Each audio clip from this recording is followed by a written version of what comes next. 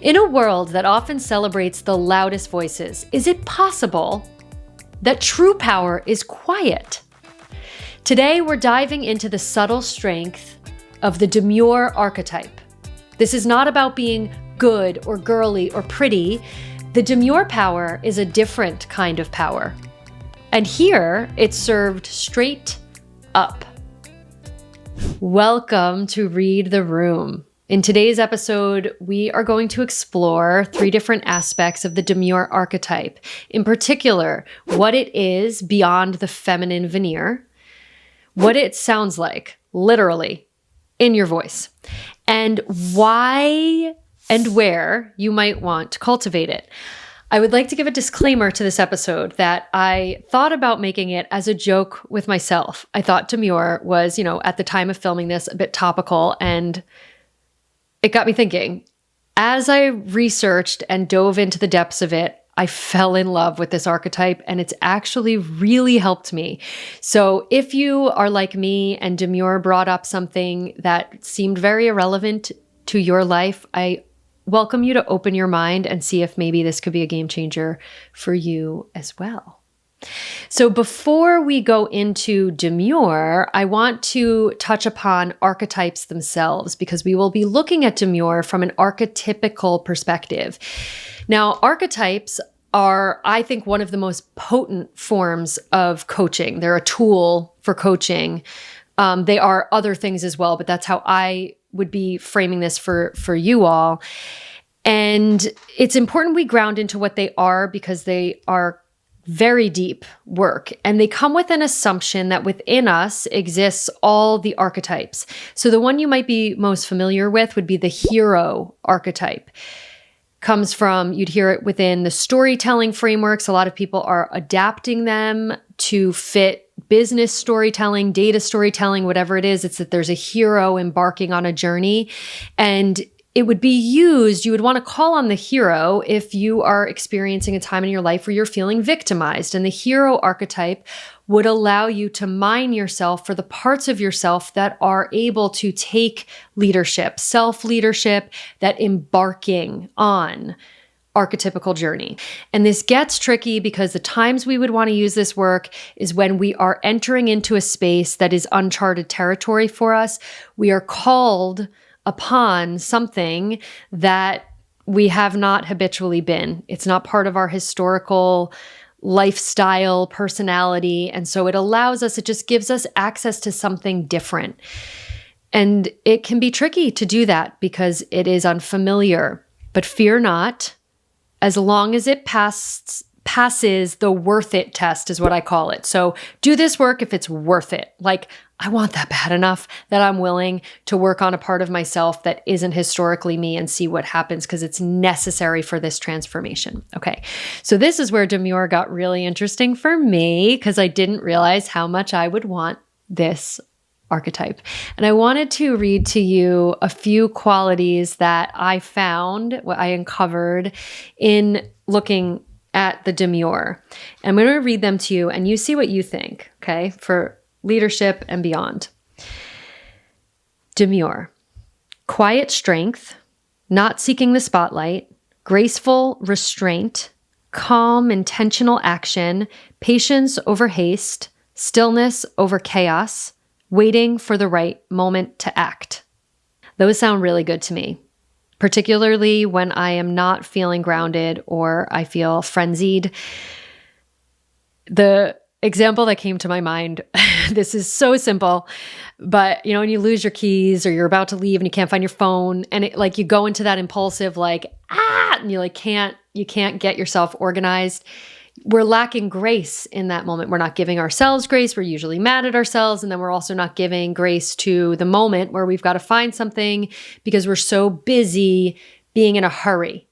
And demure is not in a hurry, never rushing. Okay, so that sounds kind of nice sometimes, right? Sometimes we got to move fast, but not all the time. And Sylvia Hewitt, she is the woman who wrote literally the book called Executive Presence. She's done a ton of research on EP, as they call it. And one of the qualities that she uncovered that people want in leaders is grace under pressure.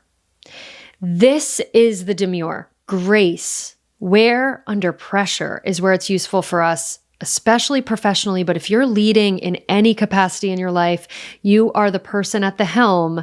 You're going to have things that come up that are not easy, and grace under pressure is absolutely something I want. So here's some thoughts on how to get there. So what does it sound like is what I want to offer you. I think when people think of demure, they often think of what it looks like, that elegant, the polished, the, cottage core is the visible side of it. And yeah, that's great. That's fun. I'm not really interested in the ornamental here. It's not the accessorizing of demure. It's going to the core of it. And the voice is what carries it. I think the most leverage you can get out of demure stems from the voice. In the mid 20th century, mid 1900s, you had teachers, elocution teachers, right? So you had Edith Skinner. If you've seen the King's Speech, Lionel Logue, who worked with the king at that time, and you would see that process, right? They worked with elocution teachers. Why? Because it allowed them to speak. Edith Skinner's book is literally called Speak with Distinction. Now, speech itself, that's lovely, but speech is actually ornamental. What they're really learning to do is have distinction in their presence, to be present. And when people think of restraint that's attached to demure, that doesn't mean repression, it means discernment. So demure is an ability to discern when to act and when not to act, when to speak, when not to speak. And again, this speaks to, how do I know when to speak up? Well, take your time, find your moment. We are always so quick to say, jump in, don't be afraid. Yes, do it anyway. I am fully championing that. The birds are out singing for that. But at the same time, it's not always necessary to speak it into existence. It's about giving yourself permission to take time. So there are 4 different ways that I want to give you for your voice. The first is to slow down. The second is to pause. The third is to have a focused tone to the voice. And lastly, I want to talk to clarity over quantity. Okay, so what do these look like? Slow down. Now, like I said, demure is never in a hurry, so getting all these really interesting things around me. There was just it's an alarm. We just had an ambulance going by. You're never in. So that's happening, but you are the calm in the storm. So slow down your thoughts, allow yourself to be the stillness in your mind. And then when you go to speak, be measured. Slow it down a little bit. If you're finding that people around you are frenzied, by slowing down your speech can slow down the entire tone of the room. So just by slowing down your thoughts, slow down your speech, and then pausing is the complete absence of sound. It is really useful when speaking because we can get our next thought. It gives our listeners time to think and really process what we just said.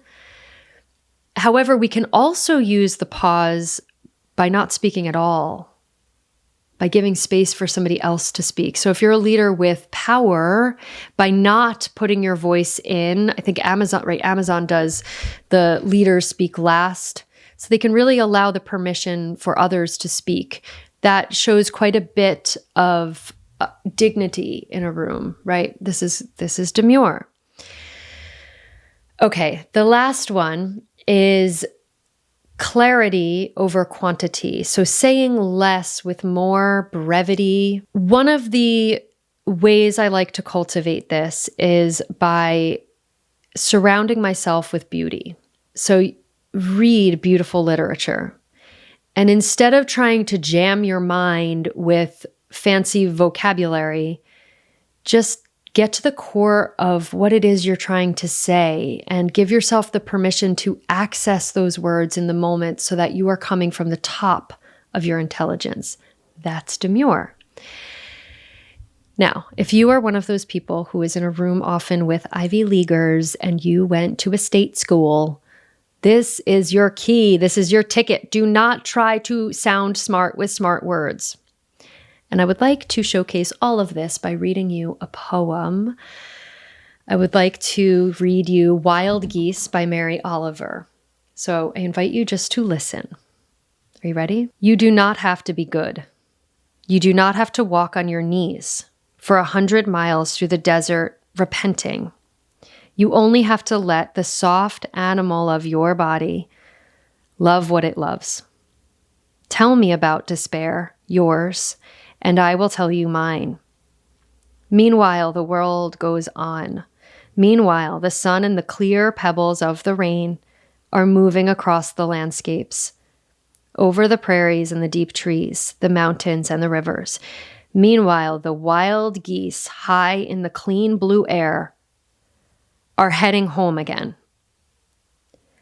Whoever you are, no matter how lonely, the world offers itself to your imagination, calls to you like the wild geese, harsh and exciting, over and over announcing your place in the family of things. This poem has changed lives.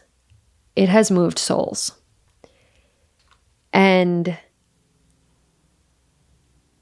if you read this poem, there might be one word in this poem that somebody who has English as a second language and is like actively still learning English would have to look up in a dictionary.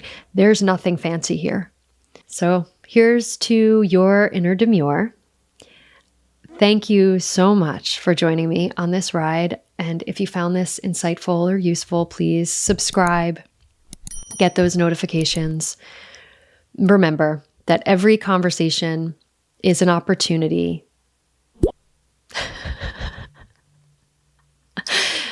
Remember, every conversation is an opportunity. Every opportunity is just a conversation away. Make the most of it.